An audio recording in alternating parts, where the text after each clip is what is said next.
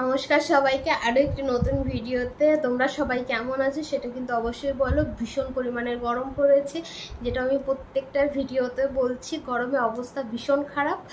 আর যেটা আজকের আলোচনার বিষয় বা আজকে তোমাদেরকে যেটা আর কি যে ইনফরমেশনটা দিতে চেষ্টা করব বা বলার চেষ্টা করব সেটা হচ্ছে, দেখো পিসিওডি বা পিসিওএস এর ভুক্তভোগী কিন্তু আমি নিজেও জানি যে পিসিওডি বা পিসিওএস যাদের যাদের আছে তাদের কতটা স্ট্রাগল করতে হয়, কতটা খাটনি আর কতটা যে কষ্ট তাদের করতে হয় জীবনে, সেটা আমি জানি।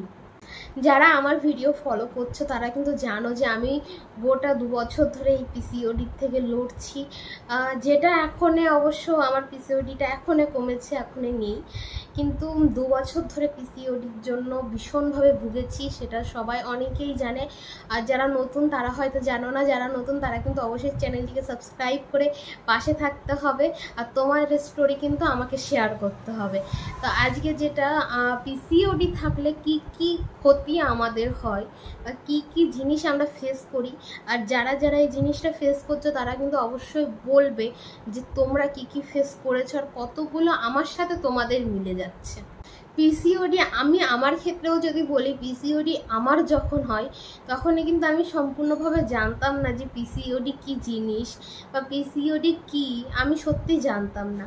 তো আমার হঠাৎ করেই আমি মোটা হয়ে যাই, আমার ওয়েট বাড়তে থাকে, পিরিয়ড ইনরেগুলার হয়ে যায়। আর পিসিওডি কেন হয় সেটা তো আশা করি তোমরা সকলেই জানো। পিসিওডি মেইনলি যখন আমাদের বডিতে হরমোন ইমব্যালেন্স হয়ে যায়, ইনসুলিনের মাত্রা বেড়ে যায়, সেক্ষেত্রে কিন্তু আমাদের আর কি এগগুলো ম্যাচিওর হতে পারে না, যার জন্য সেগুলো ফুলে সিস্টের আকার ধারণ করে। আর যেহেতু রিলিজ হতে পারে না, তার জন্য আমাদের পিরিয়ডও আসে না, আমাদের পিরিয়ড মিস হয়, ইনরেগুলার হয়ে যায় এই সমস্ত ক্ষেত্রে। আর যখনই ডাক্তারের কাছে যায়, আলট্রাসোনোগ্রাফি করে দেখা যায় যে আমাদের পিসিওডি হয়েছে, আর তখনই সম্পূর্ণ আকাশের থেকে আমাদের পড়তে হয় যে পিসিওডি কি জিনিস, সেটাই তো জানি না।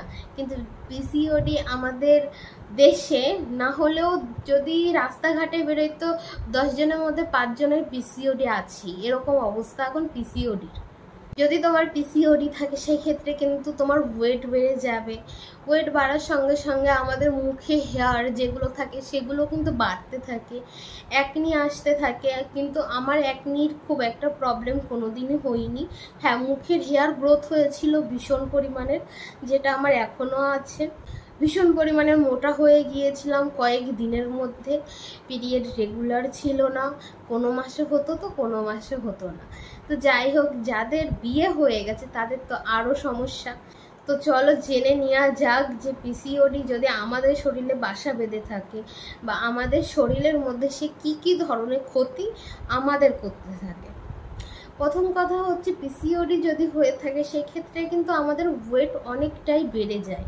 ওয়েট বাড়ার পাশাপাশি আমাদের মুখের যেই হেয়ার থাকে, হেয়ার গ্রোথও কিন্তু ভীষণ পরিমাণে বেড়ে যায়। এবং কি তার পাশাপাশি আমাদের হরমোন যেহেতু ব্যালেন্স থাকছে না, তার জন্য আমাদের পিরিয়ড ইনরেগুলার হয়ে যাচ্ছে, কোনো মাসে হয় তো কোনো মাসে হয় না। আর সব থেকে বড় জিনিস যেটা পিসিওডির ক্ষেত্রে, সেটা হচ্ছে আমাদের এগ কোয়ালিটি খারাপ করে দেয়। এগ কোয়ালিটি খারাপ হয়ে গেলে আমাদের আরেকটা সমস্যা সেটা হচ্ছে আমরা কনসিভ করতে পারি না। এখন পিসিওডি থাকলে কিন্তু কনসিভ করা যায় না, সেটা কিন্তু সকলেই জানো। কিন্তু পিসিওডি সেরে যাওয়ার পরেও অনেক মেয়েরাই আছে যারা এখনো পর্যন্ত কনসিভ করতে পারোনি। এটা কেন হয়? এটা হওয়ার পেছনে কিন্তু একটাই কারণ, যেহেতু আমাদের পিসিওডি যেটা হয় সেটা কিন্তু সম্পূর্ণ ওভারিতে হয়, আর ওভারিতেই আছে আমাদের এগ, আর এগগুলোই কিন্তু ফুলে গিয়ে সিস্টের আকার ধারণ করে।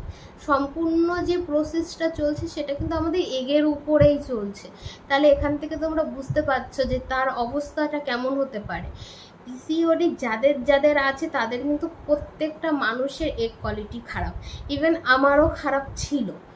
তো এগ কোয়ালিটি খারাপের জন্য কিন্তু আমরা পিসিওডি সেরে যাওয়ার পরে রেগুলার হয়তো পিরিয়ড হয়ে গেছে, কিন্তু তারপরেও কিন্তু আমরা কনসিভ করতে পারি না। পিসিওডি যাদের আছে তারা আগে যতটা অ্যাক্টিভ ছিল তাদের বাড়ির লোকেদের সঙ্গে বা বন্ধুদের সঙ্গে, তারা কিন্তু আস্তে আস্তে ঠিক নিজেকে গুটিয়ে নেয়। সমাজের থেকে বলো, ফ্যামিলির থেকে বলো, একদম তারা নিজেদেরকে গুটিয়ে নিতে থাকে। কারণ কি, তাদের স্বভাবটাই এরকম হয়ে যায় পিসিওডির কারণেই। কারণ কি, আমার যখন পিসিওডি হয়েছিল সেম জিনিস কিন্তু আমার সঙ্গে হয়েছে। লেজিনেস চলে আসা, টায়ার্ডনেস চলে আসা, শুয়ে থাকতে ভালো লাগা, ঘুমাতে ভালো লাগা। আর তারপরে যদি বিয়ে হয়ে যায়, বিয়ের পরে যদি 2 বছর 5 বছর 6 বছর বিয়ে হয়ে যায়, সেই ক্ষেত্রে কিন্তু পিসিওডি কতটা খতরনাক সেটা কিন্তু তোমরা সকলেই জানো, আমি নিজেও জানি। তো সেই ক্ষেত্রে যদি পিসিওডি ঠিক করতে হয় তাহলে বলবো এক্সারসাইজ করো। এক্সারসাইজ করে কিন্তু পিসিওডি খুব তাড়াতাড়ি সারানো যায়। আর এই কোয়ালিটি যদি খারাপ থাকে সেটা কিন্তু তোমরা ভিডিও দেখতে পারো, ফার্স্ট কমেন্টে লিঙ্ক দিয়ে দেবো। এক্সারসাইজ কেন এতটা ভালো সেটা যদি বলি, যদি আমরা এক্সারসাইজ করি তো আমাদের বডিতে একটা চাপ পড়ে, সেই ক্ষেত্রে কিন্তু আমাদের হরমোন ব্যালেন্স হতে থাকে, হরমোনে যে ইনসুলিনের মাত্রা থাকে সেটাও কিন্তু আস্তে আস্তে কমতে থাকে। সেই ক্ষেত্রে কিন্তু যতটা ওর হরমোনের প্রয়োজন হয় ততটুকু সে পেতে থাকে এবং সে ম্যাচিওর হয়ে ফুটে সেটা কিন্তু যখন আর কি স্পামের সাথে মিলতে পারে না তখন কিন্তু সেটা পিরিয়ডের রূপে বাইরে চলে আসে। তো এক্সারসাইজ হচ্ছে এই কাজটা খুব ভালো করে। তো যদি পিসিওডি সারাতে চাও অবশ্যই এক্সারসাইজ করো আর ডাক্তার দেখাও, ওষুধ খাও, তাহলে কিন্তু পিসিওডি 3 মাসের মধ্যেই কমে যাবে।